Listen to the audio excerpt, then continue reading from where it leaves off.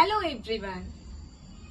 ஏலவெல்ல பயோஸ்ட்ரீம் படிக்கிற மாணவர்கள் அமைந்த பிரதானமான பாடம் பயாலஜி.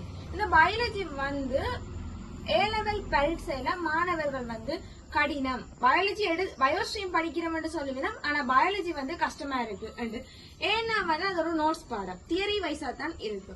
அது சில பேருக்கு பாடமாக்குறது கஷ்டமா இருக்கும், சில பேருக்கு தியரி வைஸா படிக்கிறது கஷ்டமா இருக்கும், சில பேருக்கு எப்படி படிக்கிற முறை தெரியாததால ஒவ்வொரு மாணவர்களும் குழப்பம் ஏற்படுறதுக்கான பிரதானமான காரணம் ஐயோ இது நோட்ஸ் பாடம் என்று பயப்படுறதுதான் மிக பிரதானமான காரணம். பயாலஜி ஒரு ஈஸியான பாடம் தான், நீங்க நினைக்கிற மாதிரி கஷ்டமான பாடமே கிடையாது.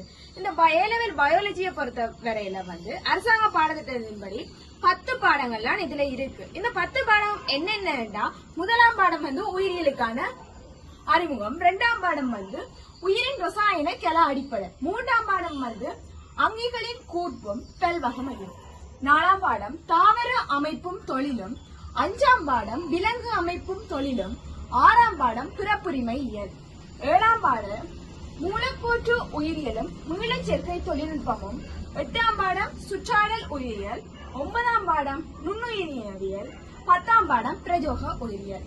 இதுல ஒவ்வொரு பாடமும் ஏலெவல் பரீட்சைக்கு MCQலயோ ஸ்ட்ரக்சர்லயோ எஸ்ஏலயோ கேள்வி வந்துதான் ஆகும்.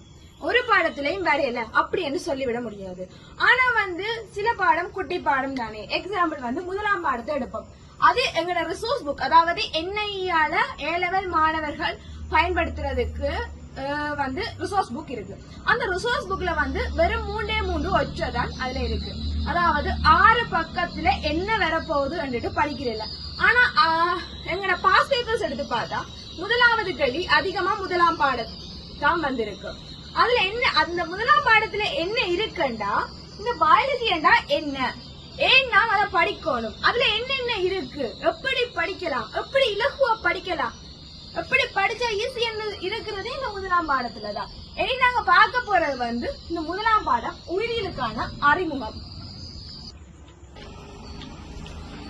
இன்னைக்கு பயாலஜி யூனிட் 1, அதாவது உயிரியலுக்கான அறிமுகம் என்ற பாடத்தை பார்க்க போறோம்.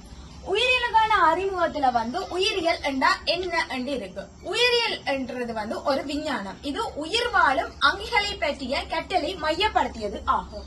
அதாவது உயிரியலை நாங்க இங்கிலீஷ்ல எப்படி சொல்லுவோம், பயாலஜி. இந்த பயாலஜியை ரெண்டா பிரிக்கலாம். ஒன்று பயோ, மற்றது லோகோஸ். பயோ என்றா உயிர், லோகோஸ் என்றா இயல்.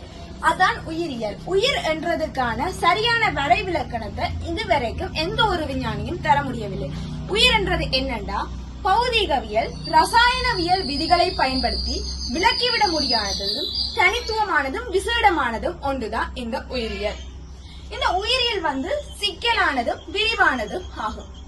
அந்த உயிரியல் சிக்கலானதும் விரிவானதுமாக இருந்தா எப்படி மாணவர் படிக்கிறது? சோ அதுக்காக இலகுவாக கேட்பதற்காக 3 முதலான கிளைகளாக பிரிக்கப்படுகின்றது. சரியா? முதலாவது தாவரவியல், 2வது விலங்கியல், 3வது நுண்ணங்கியல்.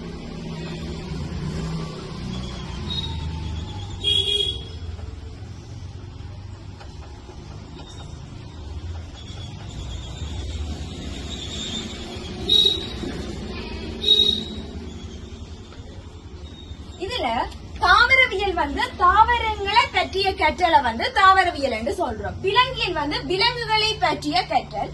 நுண்ணங்கியல் நுண்ணங்கிகள், அதாவது கண்ணுக்கு தெரியாத மிகச்சிறிய அங்கிகளை தானே நுண்ணங்கியல் என்றோம். அந்த நுண்ணங்கிகளை பற்றி கற்றதுதான் இந்த நுண்ணங்கியல்.